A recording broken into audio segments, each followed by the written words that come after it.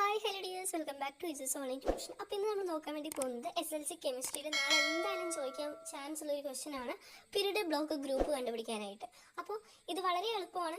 അപ്പോൾ ഒന്ന് രണ്ട് കാര്യങ്ങൾ നമ്മൾ ശ്രദ്ധിച്ചു കഴിഞ്ഞാൽ നമുക്കിത് വളരെ ഈസി ആവും കേട്ടോ. ഫസ്റ്റിന് നമുക്ക് പീരീഡും ബ്ലോക്കും എങ്ങനെയാണ് കണ്ടുപിടിക്കാൻ നോക്കാം അല്ലേ. പീരീഡും ബ്ലോക്ക് എന്ന് പറഞ്ഞാൽ ഏതാണ്ട് സെയിം ആയിട്ട് നമുക്ക് പെട്ടെന്ന് കണ്ടുപിടിക്കാവുന്നതേ ഉള്ളൂ. നമുക്ക് നോക്ക്, C6 ആണ് നമുക്ക് ഇവിടെ തന്നിട്ടുള്ളത് അല്ലേ. അപ്പോൾ അതിന്റെ സബ്ഷൻ ഇലക്ട്രോണിക് കോൺഫിഗറേഷൻ ആണ് ഇവിടെ എഴുതിയിട്ടുള്ളത് 1s2 2s2 ആൻഡ് 2p2. അപ്പോൾ ലാസ്റ്റത്തെ നമ്മൾ എടുക്കുക, ഏതായാലും ലാസ്റ്റ് വരുന്ന ഏതാണോ അത് നമ്മൾ എടുക്കുക.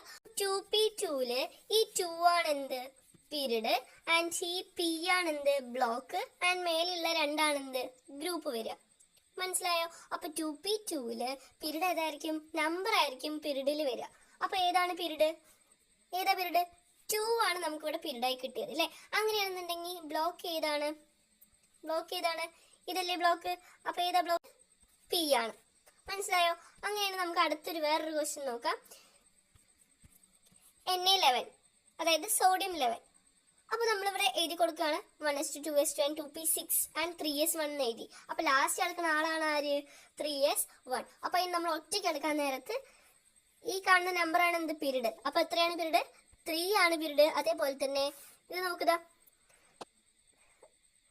3ന്റെ അപ്പുറത്ത് കിടക്കുന്ന ആരാണ്, എസ് ആണ്. അപ്പൊ ബ്ലോക്ക് ഏതായിരിക്കും, എസ് ആയിരിക്കും. മനസ്സിലായെന്ന് വിചാരിക്കണം. ഇത് രണ്ടും പെർഫെക്റ്റ്ലി ഓക്കെ ആണ് അല്ലെ, ഒരു തകരാറും നമുക്ക് ഇതിൽ നിന്ന് നമുക്ക് കിട്ടിയിട്ടില്ല. അങ്ങനെയാണെന്നുണ്ടെങ്കിൽ നമുക്ക് താഴേക്ക് പോവാം, ഗ്രൂപ്പ് കണ്ടുപിടിക്കാൻ.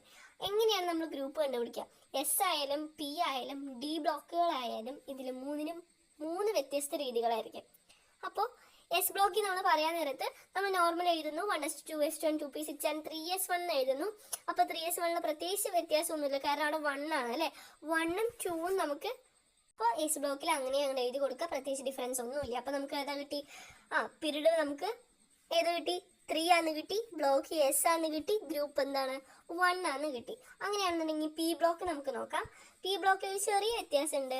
ലാസ്റ്റ് നമ്പറിൽ ഏതാണോ ഗ്രൂപ്പിൽ കിടക്കുന്നത് അതിനോടൊപ്പം നമ്മൾ എത്ര ആഡ് ചെയ്ത് കൊടുക്കണം, 12 ആഡ് ചെയ്ത് കൊടുക്കണം. എത്ര ആഡ് ചെയ്ത് കൊടുക്കണം, നമ്മൾ 12 ആഡ് ചെയ്ത് കൊടുക്കണം. അതെല്ലാം നിങ്ങൾക്ക് ഇപ്പോൾ ഇത് രണ്ടും കൂടിയിട്ടാണ് നിങ്ങളുടെ ടീച്ചർ നിങ്ങൾക്ക് പഠിപ്പിച്ച് തന്നിരിക്കണമെന്നുണ്ടെന്നുണ്ടെങ്കിൽ ഇത് രണ്ടും കൂടി ആഡ് ചെയ്യാൻ നേരത്തെ ഇവിടെ 12ന് പകരം 10 ആഡ് ചെയ്ത് കൊടുത്താലും മതി. അപ്പൊ ഇവിടെ നമ്മൾ ഇത് മാത്രം എടുക്കാൻ നേരത്ത് അപ്പൊ പീരീഡ് എന്തായിരിക്കും, പീരീഡ് എന്തായിരിക്കും അവിടെ 2 ആയിരിക്കും അവിടുത്തെ പീരീഡ്. ആൻഡ് പിന്നെന്താ ഇത് കണ്ടില്ലേ. അപ്പൊ ബ്ലോക്ക് ഏതാണ്, ബ്ലോക്ക് ഏതാണ്, പി ആണ്. അതേപോലെ ഗ്രൂപ്പ് എന്താണ്, ഗ്രൂപ്പ് അവിടെ 3 ആണ് തന്നേക്കണേ. അപ്പൊ നമ്മൾ എന്ത് എഴുതി, 3 + 12 എത്ര കിട്ടി, 15 നമുക്ക് കിട്ടി. ഓക്കെ അല്ലേ. ഇനി നമുക്ക് ഡി ബ്ലോക്കിനെ കുറിച്ച് നോക്കാം. ഡി ബ്ലോക്ക് ആണെന്നുണ്ടെങ്കിൽ ഇവിടെയാണ് നിങ്ങൾ ലാസ്റ്റ് 2 ആൾക്കാരും നിങ്ങൾ ശ്രദ്ധിക്കേണ്ടത്. മനസ്സിലാവുന്നുണ്ടോ? ലാസ്റ്റ് 2 ആൾക്കാർ എന്ന് പറയുമ്പോൾ ഇവ രണ്ടുമാണ് ആര്, ഈ 3d1 4s2 ആണ്. അപ്പൊ നമ്മൾ ഡി ബ്ലോക്ക് ആണെന്ന് നമുക്ക് അങ്ങനെ മനസ്സിലായി. 4s2നെ കാട്ടിയും എനർജി കൂടുതലാണ് ആർക്ക്, 3dക്ക്. അപ്പൊ നമ്മൾ അങ്ങനെയാണത് കണക്കാക്കുക കേട്ടോ.